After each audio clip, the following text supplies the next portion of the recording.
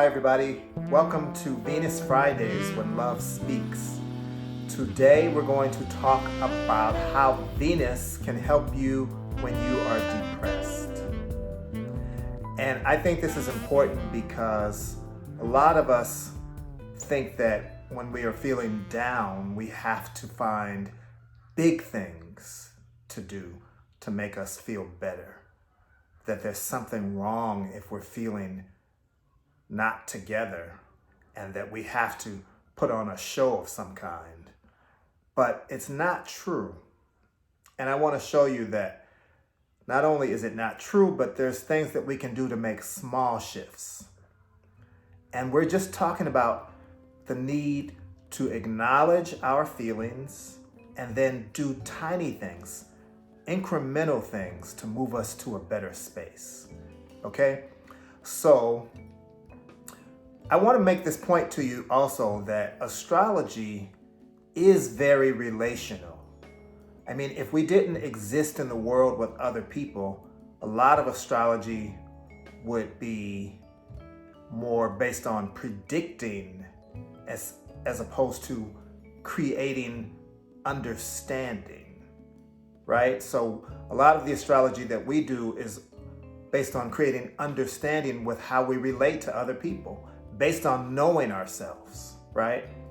So there are some aspects of astrology that are very much about predicting things, but I think the real value is, or an equal value is in helping us understand ourselves so that we relate better across the board. So that's why today I want to just look at very briefly how your Venus placement, the sign and the house in your chart that Venus occupies, can be really helpful to you to make shifts in your dynamic with yourself and with other people. Because let's face it, when we are feeling down, sometimes we don't want to be around people. Sometimes we want to be alone. And that is very useful for periods of time. But I believe that we are not meant to be alone. We're here to share. That's part of why we were born, to learn to accept energy from others and to give our energy. All right, so if that's true, and we know that we need to relate to people, the question then becomes who? What's the best environment, the best social environment, the best engagement for us when we are feeling down? Because when you are feeling down, it can be a drag to even think about connecting with anybody. It can be a drag to think about getting out of the bed sometimes, right? So we're not talking about jumping from feeling down to, I'm happy, I'm ready, I'm here, I'm ready to get and jump into the world. Hi. That's not what we're talking about. We're talking about how you can know yourself a little bit better and then do some things that allow you to shift your energy gently. Because let's face it, if you are depressed, if you're down, you're not going to get to that super high place anyway, right? You're probably going to, at best, get comfortable in some kind of way. So we want to give you keys for how to get comfortable, how to change your space just in tiny ways, just by where your sign is, what the sign placement of your Venus, and sometimes the house placement of your Venus. So if you are a person who has, for example, Venus in Capricorn, Venus is all about how you relate, remember? How you give and receive, how you interact with other people. Capricorn is an earth sign. So Capricorn needs to have some certainty, some security. So if you have Venus in Capricorn, you're going to want to plan something, structure something, make something out of nothing that gives you a sense that there is something secure and certain that's going to happen so that you can feel safe.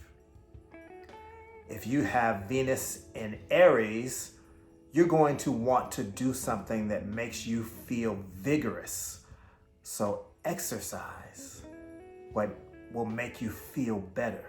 Exercise is going to be something that allows you to get into a different space, because Aries is a fire sign ruled by the planet Mars.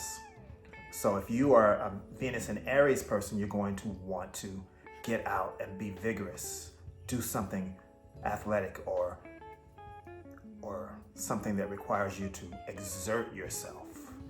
So that could be go for a run, it could be a jog, it could be lifting weights, it could be boxing. That would be a great Venus and Aries change of pace. Go out and do a kickboxing class or something like that. If you have Venus in Taurus, again, we're looking at an earth sign, and Venus is at home in Taurus. So you want to take the time to sit in the bath and let yourself feel the luxuriousness of the water and the scents. You want to light a candle. These are small things we're talking about, right? Just tiny shifts. If you have Venus in the 5th house, if you know what your birth chart is like and you have Venus in the 5th house is creativity. So you want to go and you want to draw, even if it's just doodling.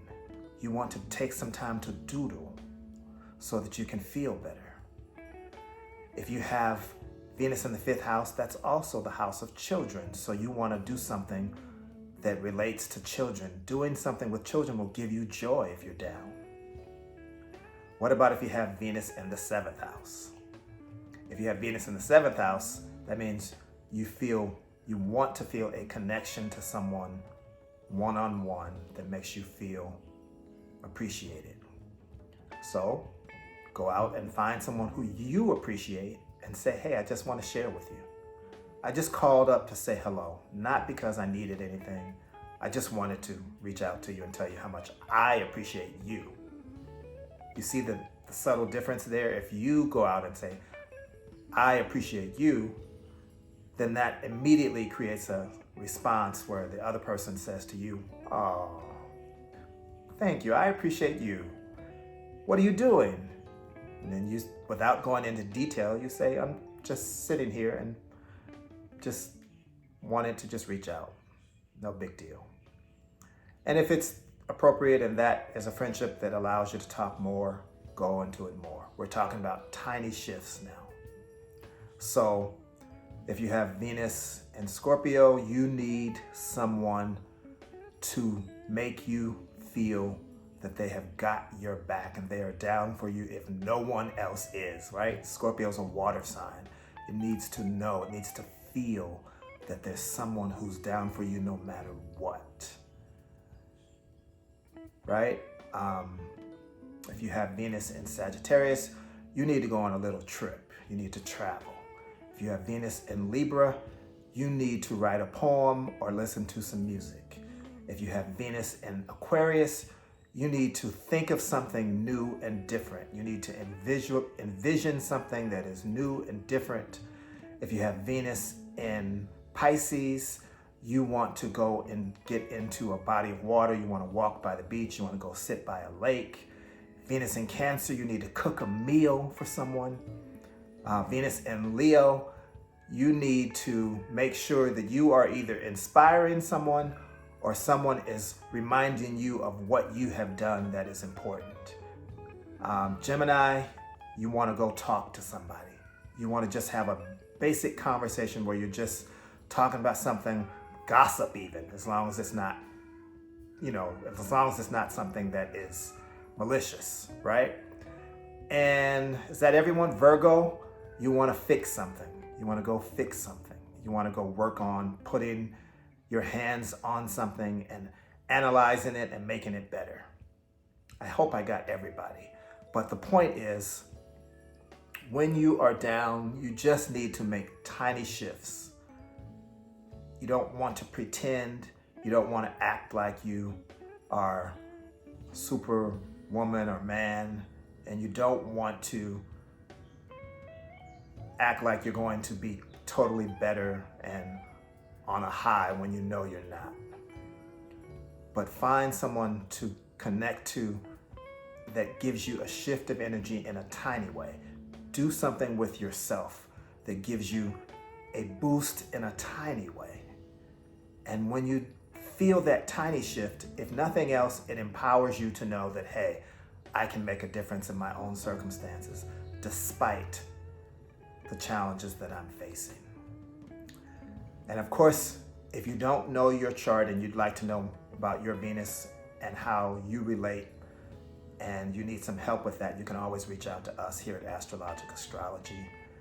And we're on YouTube, as you obviously know. We're on Instagram, and our website is astrologicastrology.com. So let us help you if you need any insight about the way you specifically relate your rhythms. And please like this video, and please share it, and please subscribe. So thank you for being here, and we look forward to seeing you soon. As always, we wish you love and peace, and we say goodbye with the word namaste. The spirit in me recognizes and honors the spirit in you.